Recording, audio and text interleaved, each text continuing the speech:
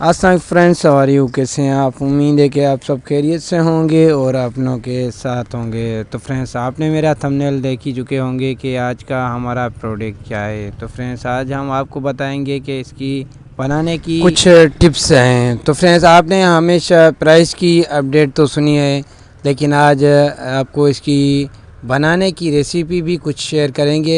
Last में आपको इसकी होलसेल और रिटेल प्राइस की भी अपडेट देंगे। तो फ्रेंड्स, आप इसे कद्दू से भी बना सकते हैं, आप इसे वाटरमेलन से भी बना सकते हैं, जैसे कि छाही जिसे कहते हैं, और इसके बाद आप एप्पल से भी बना सकते हैं, आप कच्चे आम का भी मुरब्बा बना सकते हैं। तो फ्रेंड्स, ये तो हमने आपको कुछ ही टिप्स बताई है। आप जब इसे यूट्यूब पर सर्च करके इसे देखेंगे तो आपको फुल डिटेल से अपडेट मिल जाएगी, कोई रेसिपी के साथ साथ वो आपको बताएंगे। तो फ्रेंड्स, मेरा तो ऐसे ही आपको बताने का मूड था आज।